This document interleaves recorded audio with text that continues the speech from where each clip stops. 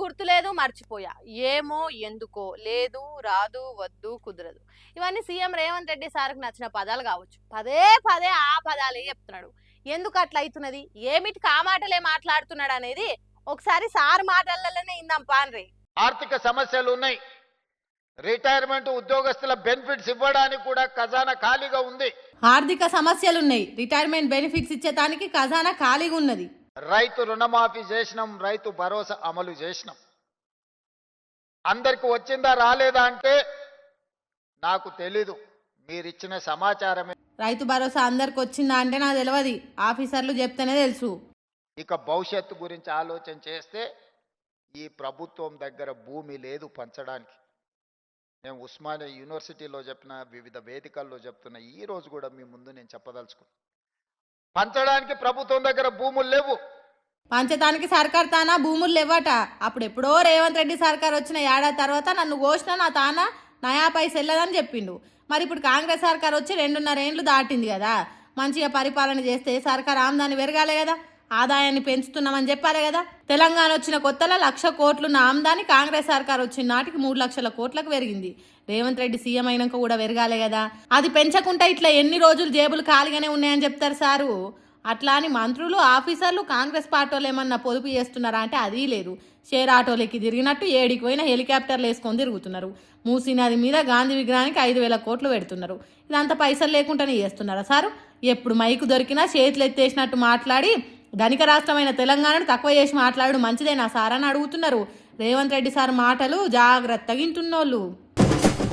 ప్రధానమంత్రి పదవికి ఎక్కే ముందు దేశ సార్వభౌమత్వాన్ని, స్వతంత్రతను రక్షిస్తానని ప్రమాణ స్వీకారం చేస్తారు పీఎం అయ్యేటోళ్ళు. అంటే ఏంది, మన దేశం ముచ్చట్లల్లా వేరే దేశం ఏలు పెట్టకుండా మన నిర్ణయాలు మనమే తీసుకోవాలన్నట్టు, స్వతంత్రంగా మనమే బతకాలన్నట్టు. కానీ మోడీ సార్ మాత్రము తాను చేసిన ప్రమాణాన్ని పక్కన పెట్టి మన దేశం నిర్ణయాలను అమెరికా దేశానికి అప్పచెప్పినట్టే కొడుతున్నది. అదెట్లా అంటే ఇగో ఈ ముచ్చటి నుండి మోడీ సారు దేశాన్ని ఎంత అభివృద్ధి చేసిండంటే మన దేశ నిర్ణయాలు అమెరికా దేశ అధ్యక్షుడు డొనాల్డ్ ట్రంప్ గారు తీసుకునేదాకా డెవలప్మెంట్ చేసిండు. స్వతంత్ర దేశ సర్వ హక్కులు వాని చేతిలో పెట్టిండు. గల్ఫ్ దేశాలలో యుద్ధాలు జరుగుతున్నాయి కదా, హగో దాంతోని మన దేశానికి రావాల్సిన డీజిల్ పెట్రోల్ రాకుండా అయింది.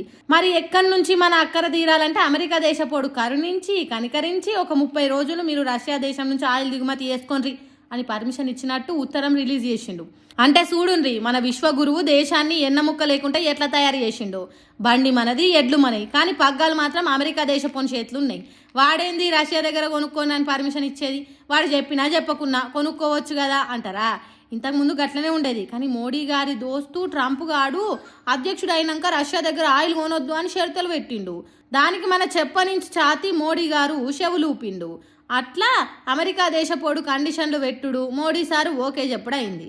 ఇప్పుడు యుద్ధం వల్ల ఆయిల్ రాకుండా అవుడుతోని రష్యా దేశం నుంచి ఆయిల్ కొనుండ్రని చెప్తున్నాడు ట్రంప్ గాడు. హగ్గో వాడు చెప్తే నా దగ్గర కొంటావు, లేకుంటే లేదా అని రష్యా దేశపోనికి కోపం వచ్చింది అనుకో, అప్పుడు మన దేశం పరిస్థితి ఏంది? రంగిజేడే మంగిజేడే అన్నట్టు కాదా? మంది మాటలు పట్టుకొని మార్వానం పోతే మళ్ళొచ్చేటాళ్లకు ఇల్లు గుల్ల కాదా? ఎందుకు సారు మోడీ సారు గిట్లా చేస్తున్నావు? అసలు భారతదేశానికి మోడీ సారా ప్రధానమంత్రి డొనాల్డ్ ట్రంపా? అమెరికా దేశం చెప్తే ఈయన పరిస్థితికి తీసుకుపోతుంది కదా మోదీ సారు దేశాన్ని అని అంటూరు ఈ ముచ్చట తెలిసిన వాళ్ళు.